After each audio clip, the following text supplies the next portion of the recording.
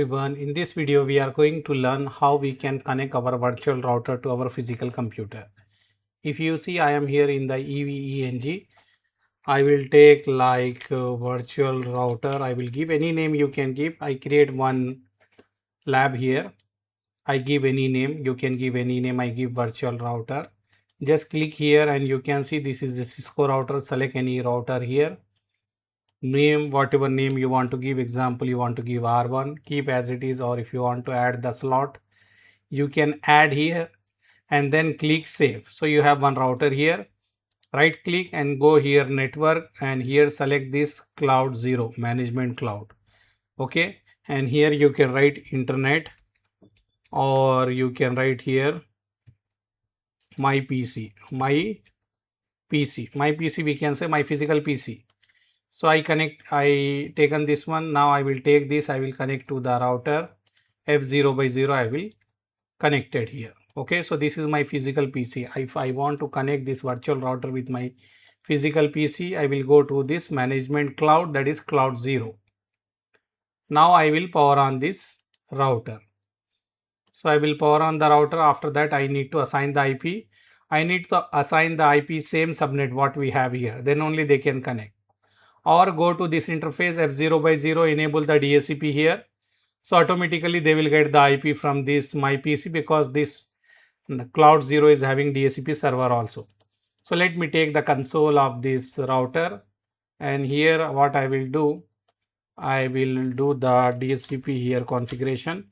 First time I will write no, then after that I will change the name of the device and I will enable here. If you see, I changed the name of the device here, host name R1. And if you want, you can do the basic configuration also, like enable password I give ABC, and I will configure Telnet also. So from outside I can connect LAN BTY 0 to 4. This is a Telnet configuration. Password I give ABC and I wrote login.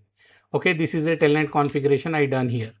Now what I will do, I will write interface F0/0, this one, this interface. I will write here IP address DHCP. Okay, then write no shut, and we will save the configuration. After few minutes you will get the IP from the DHCP.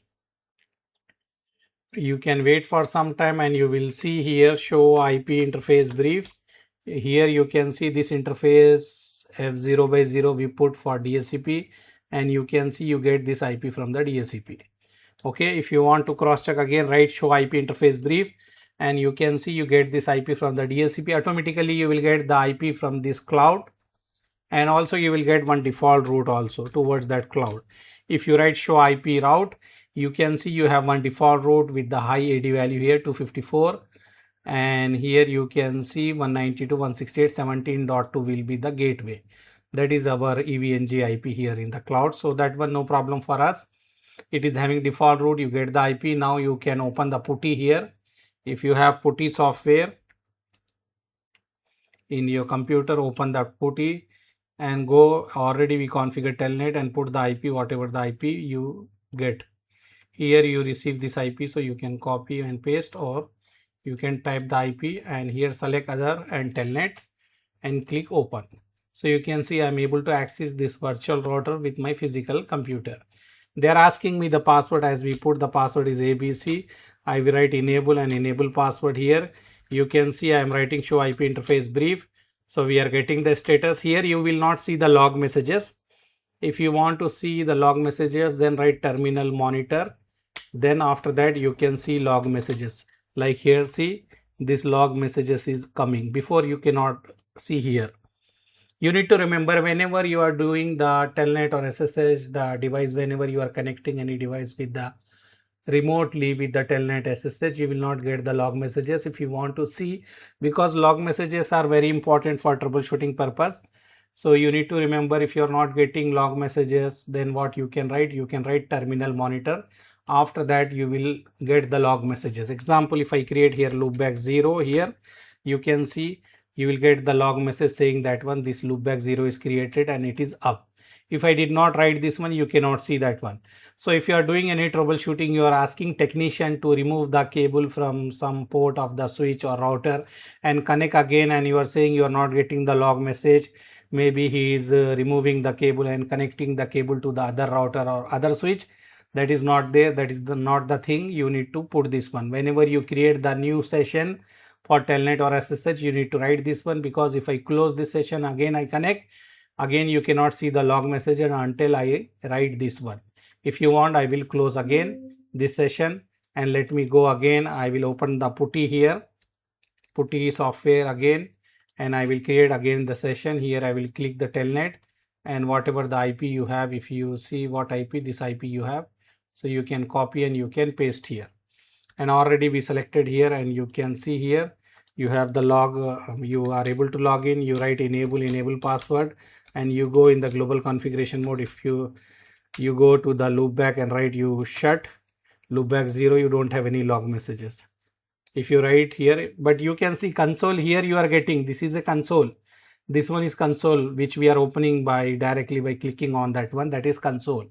But here you cannot see. If I write here no shut also, you are not getting, because you did not write the terminal monitor. You need to write that one whenever you are connecting the device remotely. Okay, so what I will do, you need to write that in the privilege mode. I will go to the privilege mode. I will write terminal monitor, and then after that you will go again to the interface loopback 0 and write here shut, and then you can write no shut. You will see the log messages. See, log messages are coming here. If I write no shut also, you can see these log messages are coming. Before it is not coming. So whenever you create the new session, you need to remember this one, and you need to enable this one if you are doing troubleshooting, else you cannot see the log messages. Okay, what else we can say? Now you understand how to connect the device. If you want to connect the physical PC, your physical computer, to the virtual router, you cannot connect. But we have one logic. By using the cloud 0, you can connect. You can use the cloud 0 and connect to any port and enable the IP from the DHCP. You will get the default route and also IP. Then you can connect this. Okay, same approach you can use for a Windows PC, Windows Server, or even you want to connect the vManage, you can do that same way. So you can access the vManage also from your browser. Okay, so when you put this IP in the browser, you can access also. But I did not enable any services here, so maybe it will not work. Let's try here, because I need to enable the HTTP services. I did not enable any HTTP services. If you want, we can enable. We can go in the global configuration mode. I will write HTTP server here like this. I need to enable, and I need to create the username. Anything I can create, username, privilege level 15. I can give password ABC. Okay, and I enable. Now let's see, it is asking. If you do here, so we can see what is the IP we have for this. IP is this one only, 192.168.17.133. so whatever IP you have, you need to put here, and then you are able to access the router also with the web browser. Okay, now it will take some time. Actually this IP I have for FortiGate, so in the cache I need to delete that. See, now I am able to access this one, ABC, so I can access the server also. If you see, server means the router, the virtual router I can access with my browser. Router is here, but if I want to access, I can access this way also.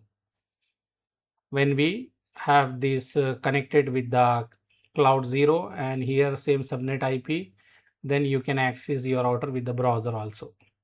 Okay, and also with the putty also in your computer, physical computer, you can access the router. I hope you understand, because for Python for network engineer, in that one we are connecting this router and pushing the configuration. We are using the software in our physical machine, that is the VMware workstation we have, and also we have the some software. With the help of that software, we can push the configuration. So that is installed in our computer, and we need to push, and we need to connect our router to our computer. How we can do means, we can do this way. Okay, I hope you enjoyed this video. Thank you. If you like this video, put your comments here. See you. Bye.